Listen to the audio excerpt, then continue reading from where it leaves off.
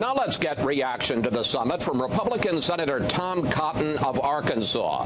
The Iraq War veteran is a member of the Senate Armed Services Committee, and he joins us from Capitol Hill. Senator, from the very start, you have been, in your own words, deeply skeptical of North Korea's intentions. Now that it's over, what do you think of the summit and the agreement that President Trump and Kim Jong Un signed? Chris, first, thanks for having me on to discuss this incredible day. I think this was an important first step, but we have to remember it was only a first step. I am skeptical of Kim Jong Un's commitment to denuclearizing North Korea. The proof of the pudding will be in the eating in the months to come. I know Secretary Pompeo has already left for South Korea, and then he'll be in China tomorrow. Now it's time to negotiate the nitty-gritty details of verifiably and irreversibly denuclearizing North Korea. As President Trump himself said, it may not work out, but they had to sit down and have this agreement face-to-face before we could move on to the next phase of our negotiations. In the agreement, Kim commits to, quote, the complete denuclearization of the Korean Peninsula. Now, we'll have to wait and see what he does in terms of North Korea, but are you concerned that he is demanding that on our side that we fold the nuclear umbrella we have had for decades protecting South Korea and Japan? No, Chris, I'm not concerned that the president would withdraw that umbrella from any of our allies. Kim Jong Un holds the only nuclear weapons that are on the Korean Peninsula, and that's one thing that's such a threat not only to South Korea and Japan and the American citizens and troops stationed there, but to the United States, now that Kim Jong Un has missiles that can reach the United States. So part of the long-standing American policy of nuclear security is that we have a nuclear arsenal to protect ourselves and our allies so they don't feel the need to obtain nuclear weapons. I fear that South Korea and Japan and Taiwan would want to obtain nuclear weapons if we weren't working towards the denuclearization of North Korea. But, Senator, as part of the deal, you know that President Trump announced that he is going to end joint U.S. military exercises with South Korea. Do you think that's a good idea? Well, Chris, the president said that we're pausing them for the time being. We just had the biggest single exercise each year. Full Eagle occurs in the spring. That probably won't happen for another 9 or 10 months until the spring of 2019. I think we'll have a pretty good read on whether Kim Jong Un is going to keep his commitments until then. Meanwhile, Secretary Mattis has said he was aware of this decision and he supports the decision. Regular, everyday training exercises will occur. Secretary Mattis wouldn't have supported the decision if he wasn't confident that our troops were going to be fully ready to defend our interest on the Korean Peninsula. President Trump says that he may start easing sanctions on North Korea even before it ends its entire nuclear program, completely denuclearizes, offering this explanation. Take a look. I think we will do it as fast as it can be done scientifically, as fast as it can be done mechanically. I don't think, I mean, I've read horror stories. It's a 15-year process, okay? Assuming you wanted to do it quickly, I don't believe that. I think whoever wrote that is wrong.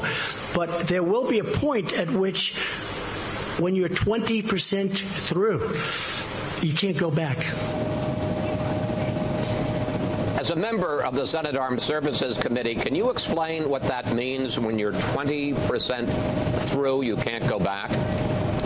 Well, I don't think that we should relax sanctions in any way until we're far down the path, if not at the end of the road, of North Korea's denuclearization. I think the president was just using that number as an example of the kind of steps that Kim Jong Un needs to take. He'll have to open his country to weapons inspectors. He'll need to make a complete declaration of his nuclear program. Then they'll need to develop steps to remove those nuclear materials and certify that it's denuclearized. The president is right that once you get far enough down that road, it would be very hard to reverse those steps. But we should not relax sanctions up front, Chris. In fact, that's one reason why I always opposed the deal with Iran, because we were relaxing sanctions and we were giving concessions on the front end for easily reversed promises, as opposed to getting concrete action from our adversary and then taking action at the end of that process.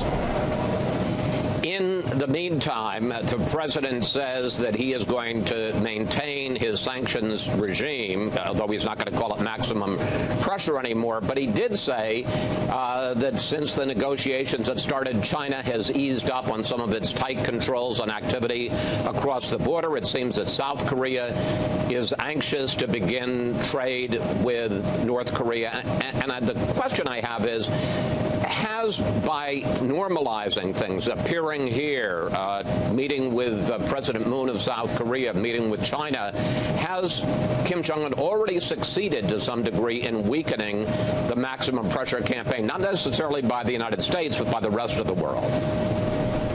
No, Chris, I don't think he has. China has always played a double game when it comes to North Korea. On the one hand, saying they want to denuclearize North Korea, but on the other hand, propping up the regime economically, financially, and politically.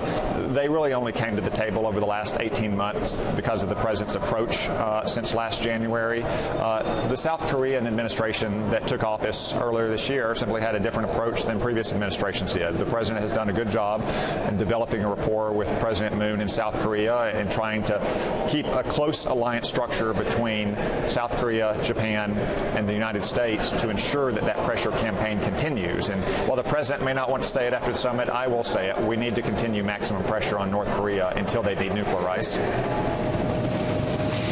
Finally, President Trump had a number of very optimistic things to say about where things stand now with North Korea. Here are a few clips. It's a very great day. It's a very great moment in the history of the world. I have, I think, a very good relationship with Chairman Kim right now. I really do. I mean, you can't ensure anything. All I can say is they want to make a deal. Senator, do you share President Trump's optimism? Well, we've certainly broken out of the rut of 25 years of failed U.S. policy towards North Korea. I don't know if Kim Jong Un is going to keep his commitments or not. The president obviously has spent hours with him now, and very few of us have the benefit of that experience. I hope the president is right. But because the Kim regime, both Kim Jong Un and his father and his grandfather, have a long history of duplicity, we need to continue our pressure campaign. We need to hold Kim Jong Un to his commitments. I think we'll find out in a matter of months whether he's willing to keep those commitments. Senator Tom Cotton, thank you for your time today. Thank you, Chris.